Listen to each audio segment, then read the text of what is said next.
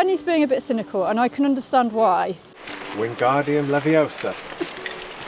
So we're still sat here waiting like a couple of chumps. Everybody's elbowing each other out of the way. It just shocked us a little bit, to be completely honest. I cannot believe how many people are here. Hello. Welcome back to the channel. Welcome back. We are in the Highlands. We are at Loch Shiel. We have left the Isle of Skye, sadly. So we're supposed to be getting the ferry to Malig. However, when I went to book our tickets, there were absolutely no slots for a whole week. The ferries were running, but there was no possibility to book it for a camper.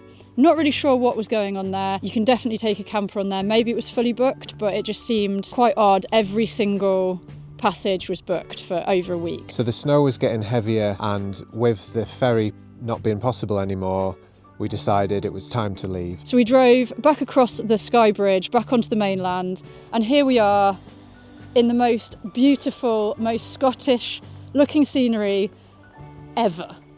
It's just unbelievable, isn't it? Yeah, the hills are poking out between the mist. It's incredibly atmospheric, isn't it? Very dreamlike almost. So we're actually out where the Glenfinnan Viaduct is, and that is a beautiful train line where they filmed the train for the Harry Potter film on the way to Hogwarts. So a lot of people come here to see it, to see the train go over it twice a day.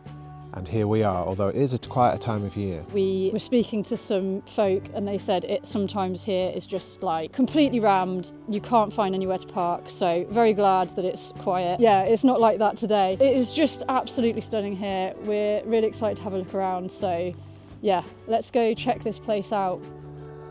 Well, it looks as if you can just about see the viaduct behind the trees there, poking out from the mist. But it changes so fast here. It might clear out in an hour. It was sunny a minute ago, wasn't it? So this monument was built here to represent the people who fought in the Jacobite uprising in 1745. It began in 1745. And this is the spot where Bonnie Prince Charlie came and raised his standard to signify the beginning of the rebellion for the Stuarts to attempt to take the crown. And I don't know why he chose to do it here exactly, but I tell you what, he couldn't have picked a more Scottish scene and one of the most beautiful glens and lochs, and it's become an incredibly iconic spot for that reason. I actually thought that the person on top was a statue of Bonnie Prince Charlie, but I think it's more like a standard Highlander character to represent the actual people who fought as part of the wars. So you can see he's got his hat on with a feather in it, he's got a kilt on, and I think he's holding a weapon.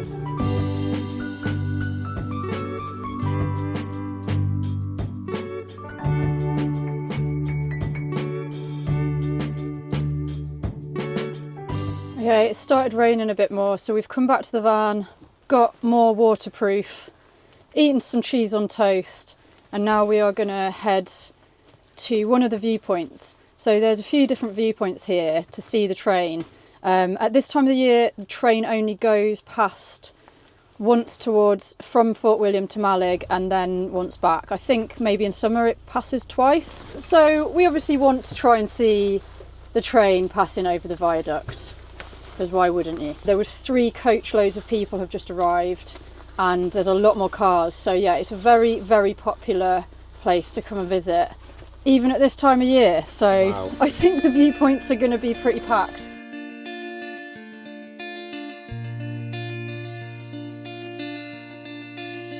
There's a lot of earth pilgrims here today on this drizzly November day.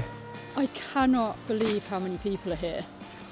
It's like being in a town. I don't know, it's like... What's really odd is it's like really quiet everywhere you go, and then suddenly there's loads of people and you're like, where did they come from? 'Cause like walking around Fort William and stuff, you don't see anybody like this. And where do they hide? I think they've in all the come on, B&Bs. yeah. I think they've come on the coaches and stuff, haven't they? But there are a lot more people here than I thought there was going to be. It's interesting how a film can make somewhere so famous. Because yeah, obviously this is insanely beautiful. It's really, really scenic. It's a really amazing viaduct. But like, you don't see this amount of people at like the Pontcysyllt Aqueduct. Yeah. Obviously that's famous as well. But because of Harry Potter, everyone comes here, I think. Obviously people came here anyway because it's beautiful. Yeah. But yeah, it's Got a lot busier. It's pretty surprising.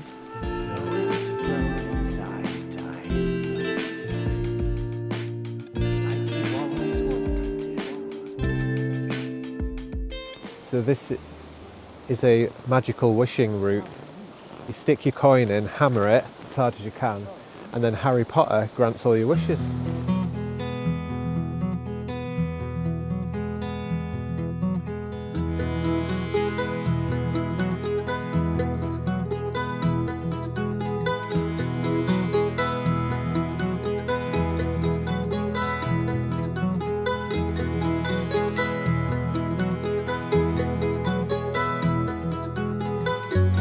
So this viaduct is actually concrete. I've just seen on the plaque there, it's pioneering concrete structure. And I did wonder when I first came a bit closer to it, because it's sort of like, it looks like concrete. Anyway, Benny's being really cynical. Come on, Benny, tell us about your cynicism. Oh. Too many people here. I just think it shows how something like a movie can attract such a huge amount of attention, drawing people from everywhere, when there are tons of other places, probably nicer, that you could be seeing. Benny's being a bit cynical, and I can understand why. It really, really feels like some sort of fairground attraction or something. There's a lot. There are so many people here, and I think it's just shocked us a little bit, to be completely honest. I can see why people come here, but there are way, way more dramatic and beautiful places that people are just bypassing because it's not in a film. And I get why people come here, because they want that little taste of like, oh, we've been to the Harry Potter location, and it's cool, definitely. I don't think I'd even be saying it if we hadn't spoke to those Scottish people. Yeah, we met some Scottish people earlier. Loch side, and they were saying how in summer everybody's elbowing each other out of the way to get the shots. People are parked all down the road on the double yellows because the car park's full. And this is today, now. Crazy. It's kind of like toxic tourism, I guess. And I can see why people would get fed up of it. We get this a lot where we're a little bit uncertain how we feel about a place because of like the tourism, and obviously we are tourists. But, well, I think we're more like travellers, I don't know. But yeah, it's really interesting to see. And I think it's really, really shocked us how many people are here. Or it's really shocked me. I honestly I thought there might be like a handful of people. Yeah, because when we went to the fairy pools, there was a few cars there. There's like, not that many. Maybe 15, 20 people there. I don't know, like even with like the Old Man of Store, there was a lot of people there, but it was different.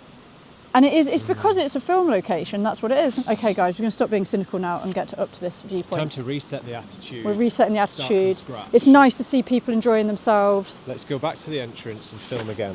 What I love about this place is, and how many people are here, is that everybody is an aspiring wizard or witch, and it's rare to see that kind of person sort of up close and mingle in that way. What are you talking about? Okay.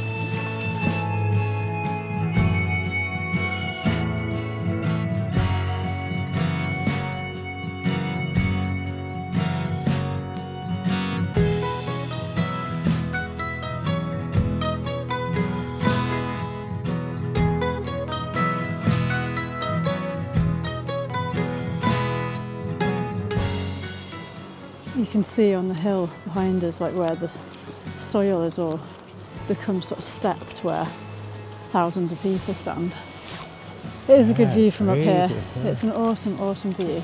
Yeah. This is kind of the iconic view of it. I think it's going this way, so we're going to see the back of the train. Yeah. Yeah, it'd be interesting being on the train, because you'd come round and it'd just be like the side of the hill would just be full of people on the phones just filming you and you filming them. like some kind of infinite loop of tourism.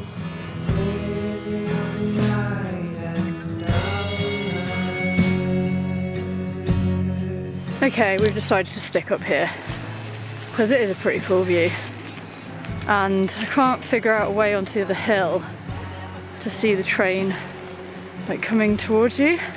We're gonna stay here. We sat and waited for the train. It was meant to get there at 3 o'clock, and we waited and we waited.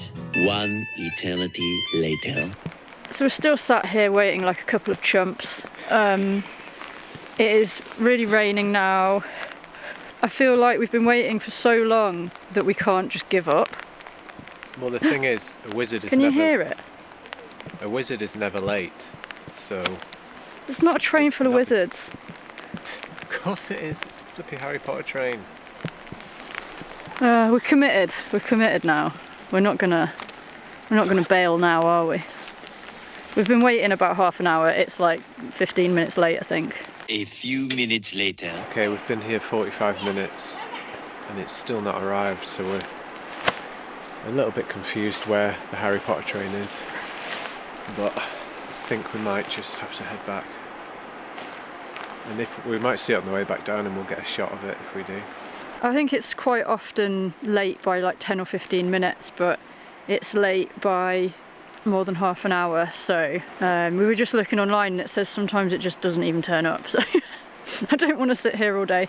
We're getting pretty cold just sitting still. So also literally every single person that was up here has left, so Well, there's a few people here. yeah, I know, but the people that were up here, that have been up here the whole time we were, they've all gone now, so I feel like it's time to go. We're the hardcore fans, We were. but even we've got to give up at some point. Yeah, okay, right, let's make our way down.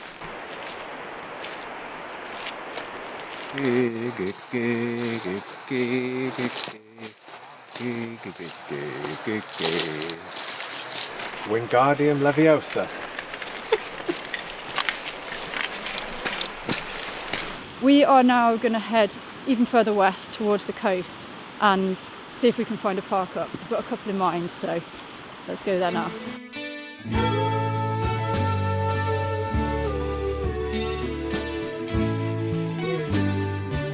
What's interesting is the train only sells return tickets, I saw on the website, so if you get on it, one end you have to come back again, We don't have in theory. to. So where are all those people? They're stuck there, I guess. What do you think? Okay. Do you have an opinion? Come on then, just like your cousins. Hop on. It's okay. Honey, you haven't got anything for him. He's waiting for nuts and seeds. See what I've got. Where's he gone? Oh, he's gone. Okay, I've got him some pumpkin seeds. Benny says they're not going to fit in his mouth. He won't. They probably, yeah, but he can chew them or something. He doesn't have teeth, man. I know they don't have teeth, but they can, like, you know, peck it a bit. Shall I just chew them up and spit them back out for him? Yeah, just like never. Little bird, where are you? Here.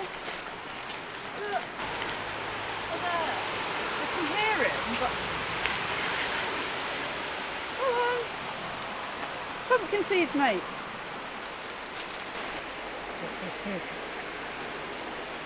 So funny. Do you not want the food? He just wants to look at us, doesn't he? Yeah, we've given him pumpkin seeds, tiny bit of bread, and some hemp seeds. He's not eating it. Oh yeah, he is. Oh my god, that's a lot, mate. This is the viaduct where we are, and now we're going to be driving further across west and down, and we're going to be stopping somewhere here, and then we're going to be spending the next couple of days in this area, which looks amazing. Can't wait to see this castle. Behold this sacred sign,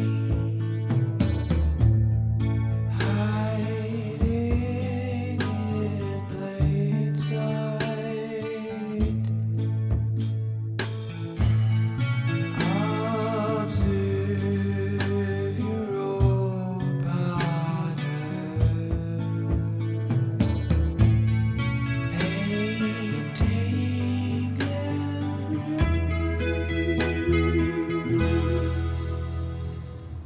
All right, so we have left the viaduct. We just did a really beautiful drive. Yeah, this area looks absolutely outstanding, magical, triumphant. Come on, we need all these descriptive words. It's just outstanding. Yeah. Mind-blowing.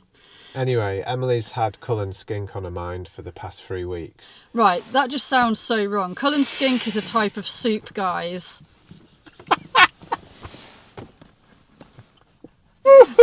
All right, yeah, so anyway, the Cullen skink. So Cullen skink is a traditional Scottish dish. It is like a smoked haddock and like cream and potato soup. It sounds amazing. Anyway, we have found this pub and apparently they do good Cullen skink. It looks like it is completely empty. I can't see one person in there apart from the person behind the bar. So it might be a little bit of a quiet vibe in there, but It's going to be intimate. But we are not going to necessarily have a full dinner in there. We just want to try like a starter of Cullen skink. So, yeah, looking forward to trying it if we can. Just for the record, I'm up for a full meal. Right, so we might be having dinner in there, guys. We've got so much food in this van that needs eating. I think this is classed as the area called Moydart. Moydart? Yeah. Okay, let's go in. Let's see what we can... Head on in. Let's see if we can try some Cullen skink and Benny can try some local ale of some description. 1, 2, 3, 4.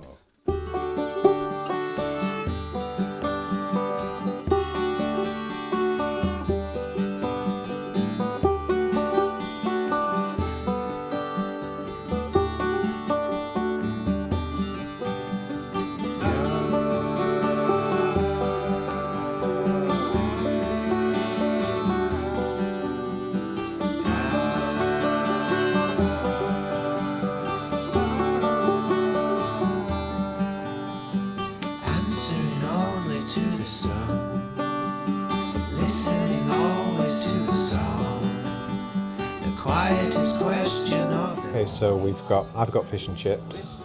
Emily's got her Cullen skink, and we've also got local mussels. I don't think I've ever ordered mussels in a pub or restaurant before, but because they're local, I mean, we've got to try them, haven't we? We've got to do it.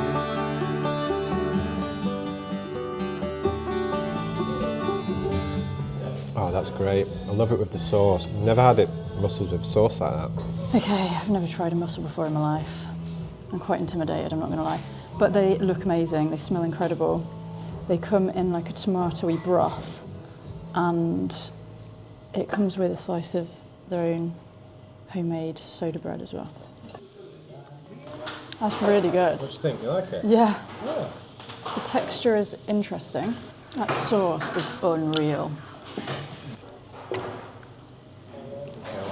Benny is smashing those in. Look at the state of your plate. It's time to try the Cullen skink. I am so excited. So it is smoked haddock, cream, milk, potato, onion and stuff.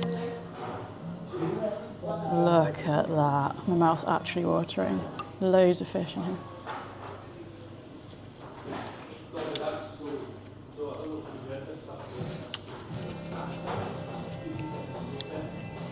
That's the best thing ever. Oh my gosh, it's... Creamy, smoky. Do you know what? I don't even like dill, but that works. That's amazing. That's so good. It looks like fish pie sauce then. Yeah, it's like fish pie sauce. Yeah. But so it's basically like the best. Beautiful. Oh, it's so good.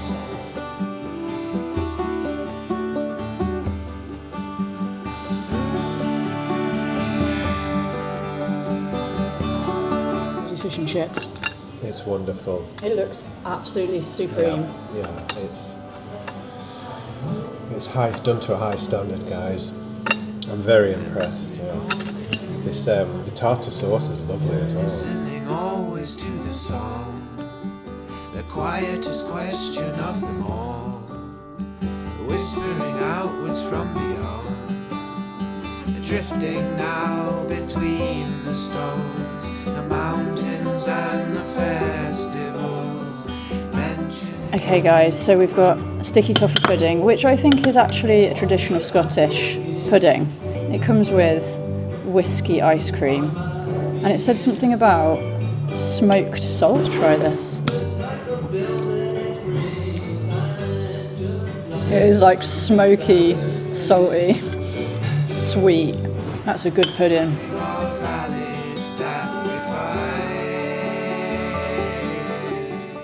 That food was outstanding.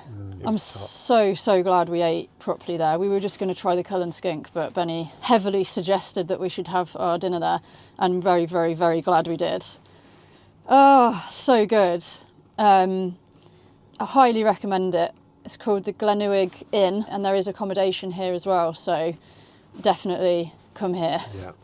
And try the Cull and Skink. I think it's possibly one of the best ever. I mean, it's the first one I've ever tried, but apparently it is top rated. But yeah, one of the members of staff came over and spoke to us and basically said we could stay in the car park if we gave a little bit of money to the community pot.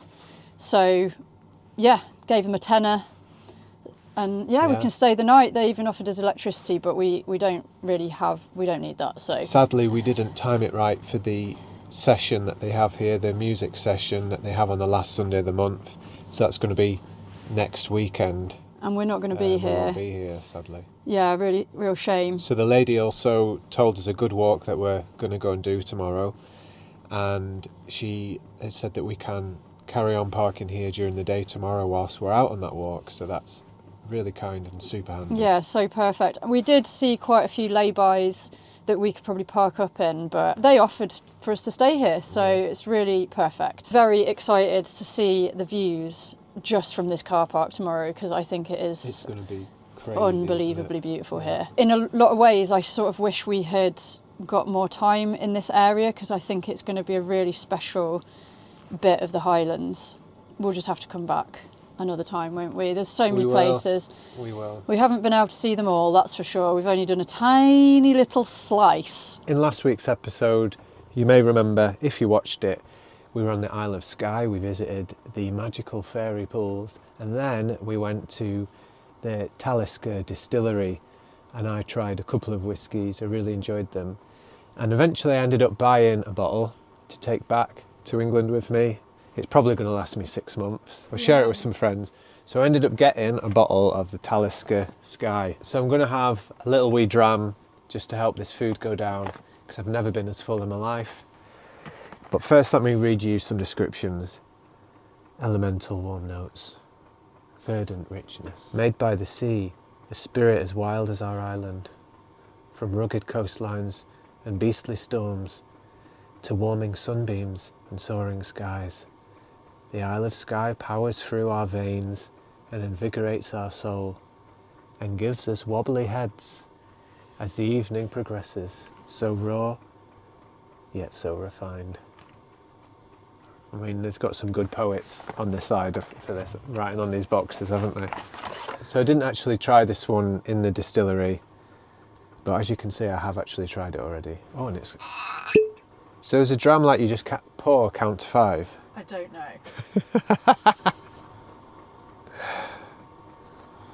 Smells like rugged hills, copper orange hillside, verdant grass. Smells like the soul of the stone. Oh. Whilst in Rome, just for now. Yeah, I was reflecting on what I was saying about the whiskey last time, and I quickly just wanted to say, being out, walking amongst the hills and seeing the colour palette that's going on with the moody skies and the mist rolling everywhere, I can't help but think that whiskey does just suit Scottish landscape, doesn't it? And I think that's why it works so well, and why it's got such a tight, iconic tie to Scotland, does whiskey, because it just suits it. And I think because it's flavoured with the soil, really, because it's often like peat smoked malt, you are actually drinking that earthy thing, aren't you? And it's that almost in itself creates a connection to the landscape. So that was my little reflection on it anyway. Can't believe we nearly forgot to tell you, the woman in the restaurant told us that the Jacobite train does not run at all at this time of year. We Googled it quite a few times and the AI Google response thing said that it runs twice a day at this time of year. Well, it doesn't. It is not right. We should have just looked on the proper website for the train line, but we didn't because we thought that Google would be right. But there you go, we have learnt our lesson. We're not that bothered, but I guess we just felt a bit bad for all the families and all the people who were dressed up in Harry Potter scarves and stuff, who were clearly there waiting to see the train. You know, we heard a couple of people saying, oh, it's going to be here in 10 minutes and stuff like that. So that's why we kept waiting, because we really thought it was going to come, but never mind. But to be honest, I feel like we've been left with a bit of a bad taste in our mouth about the whole thing anyway. Not because the train didn't come, but because after talking to the two couples near the monument, they were telling us about how much of a problem it is in the summer. Unfortunately, I think it's a bit of a disaster for the locals. We had a little look online and found a video from ITV News on YouTube, and yeah, it was just showing what mayhem it is here in summer. It just seems people are like literally desperately scrambling to go and see the train, and parking along the roads, on the double yellows, on these narrow winding roads is so dangerous. It's creating crashes. Obviously it's dangerous if you've got kids and you're like unpacking them from the car onto these narrow roads that are like got lorries and buses and stuff going around them. The double yellows are there for a reason, obviously. And then of course there is an impact on the natural environment. So all these hordes of people, they're not sticking to the paths, they're walking up the hills, and I think people are just so desperate to see the train, that's all they care about. They're not really thinking about where they're going or what they're doing. We've both got very mixed feelings about it, and yeah, it just sounds like it's awful for the locals in summer, which is horrible. And folks, to be honest, even though it is obviously very beautiful, especially the loch, there are lots and lots of amazing places to visit in the Highlands, and wherever you go, just be respectful. I'm sure you will be. But yeah, it's just sad to hear that this is what it can be like here. Obviously, if you really, really want to go, we highly recommend either going in off season, but obviously you probably won't see the train like we haven't, or you can get the bus from Fort William and be taken right there to the visitors centre, which is awesome because you don't have to worry about driving, you don't have to worry about parking. But if you do come in a car, please don't park on the road, guys. But everybody, that is it for this week. Thank you so much for watching. Hope you've enjoyed this video. Next week is our last Highlands video, where we will be exploring the Moydart Peninsula, which is where we are right now. Can't wait to see it in the morning. It looks so beautiful, even in the dark. So yeah, very excited about seeing it. Thanks so much, guys. We will see you next week.